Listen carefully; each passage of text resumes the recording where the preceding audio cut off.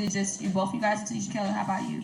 For me, it was more recently. It was Janae Aiko. She really, I think the same thing. She really connects to her music, and she puts, I feel like, her all into her music, and I feel like I really got to know her personality and like her stories and things through her music, which inspired me to write as well about my stories and things that I've been through. Mm-hmm. What do you guys write about the most? Is there one particular subject that y'all kind of gravitate to? Love. I know. Love. Wait a minute, y'all was born within the last decade or so. Oh my stars, man! How does mom feel about that? Did you know that? Yeah, I thought they were gonna say boys. So. Yeah. You know your babies.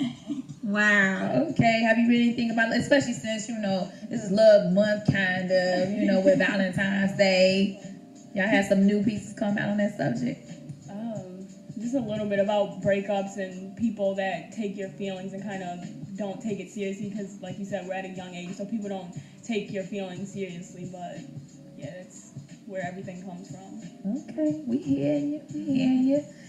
So right now, I want to kind of like shift gears, and there's a piece, the very first piece I ever heard y'all do. Because the violence in Chicago is a hot topic. I was listening to Cliff Kelly this morning. I want to say, was it Cliff Kelly? No. Take it back. My bad. Whoever it is, early in the morning on another radio station, on terrestrial radio, and he was talking about, he was having callers call in about violence in Chicago and how everybody's really considering bringing the National Guard in to do that. First of all, what's y'all opinion on that? I do. I think the violence in Chicago is out of control. People my age and younger are getting killed for no reason. So I think that's a very, very good idea. Can you imagine if you saw like them trucks coming down the street? I mean, seriously. That would trip me out. I don't know if I'm ready for that. It's crazy to think about, but people don't know it's real until it happens to their children or people they know or they go to school with. So I think something needs to be done, like something big to catch people's attention and let them know that the violence is real. Okay, I gotcha. All right then. So if you don't mind, I want y'all to close out this particular segment before we go and play some hits. If you can close out this segment with that piece to let people know exactly their real place, and y'all can I'll come into it telling where this poem actually is coming from. So it's your time. Alright, so my sister and I actually wrote this poem after my friend Deja Coleman was killed on September 22nd last year, 2012.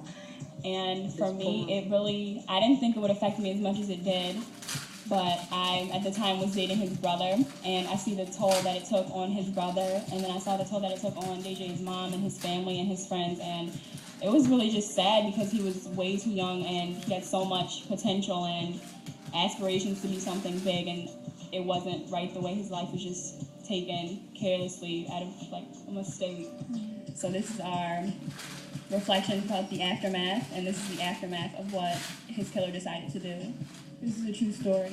14. Your old boy buried 6 feet deep in a 5-foot coffin, wondering what for. With 3 friends walking, trying to get home. He touched a couple of bullets, but 1. He was walking from a party, it was a mistake. Daddy said to call him, but he hadn't. Now little brother's dead, daddy's crying, mommy's crying. And little brother's girlfriend, she wants to die because she feels empty inside. Lonely, she's thinking to herself, why live life if he ain't here to hold me? Winter's coming and I don't want it to be cold in a world with me solely. And big brother paces back and forth in his room because he's about to go crazy. He lays in bed all day not because he's lazy, but because he's been thinking to himself lately. He's dead, why, and it ain't me. He doesn't want to live in this world where he ain't free, bound by these demons that got him thinking his life is sinking, telling him to kill himself because he won't make it. He's been down for so long that he just can't shake it. So he texts his girlfriend and says, I love you, and she says, I love you too. But Big Brother's girlfriend knows that there's something wrong. She doesn't go to sleep because she needs to know what's going on. So he tells her why he feels this way. And she's the one that teaches Big Brother how to pray because he tells her he doesn't know how. I hope you like it there. I hope you like it where you're locked up and can't even see outside. I hope you can't sleep, because if you do, you'll see the pain you left in his mother's eyes. I hope you cry, because it was you decided to take that little boy's life. If you hadn't made that mistake and pulled the trigger to change that little boy's fate, or didn't even turn to guns to allow your anger to escape. How could you do this? How could this be? But he's dead now, so there's no more ifs, ands, or how could he? He's gone, and his family is drowning in a sea of misery. Minds flooded with the memories of little brother lying lifeless in a body bag. His hands are cold, frozen, no sleep, because they've all just been dozing off. Do you even know who this little boy was? He hadn't done anything. Did you think this life is fun? Did you think it was okay to let the bullets from the barrel of that gun ring out like drums, interrupting the silent, sweet melody of the lives of the people around him? Well, I'm telling you, it wasn't. It's not fun. His big brother texts me because he says Erica sleep, it won't come. And he tells me with life now, he's so done. He tells me why he feels this way, and I'm the one that teaches big brother how to pray, because he tells me he doesn't even know how. This is hard for us to say, but we have both prayed for his killer's salvation. We were made in God's likeness and image, so nothing about you was evil except that sin you committed. But it was a mistake, and you made it. That demon, tame it. Don't ever let him loose again and find something better you can aim with. His name was Deja, but you decided to let the news rename him that 14. Roll boy buried 6 feet deep in a 5-foot coffin, wondering what for. With 3 friends walking, trying to get home. He dodged a couple of bullets, but 1. Stop the violence. And that, my friends, is poetry. That is truth, and that is the reality, straight from the mouth of the Carter sisters. I want you to keep it locked here on A Word with the Mouthpiece. This is WindyCityUnderground.com. It is your music, your station. And kill Peace. it. Tell us today. It's right now.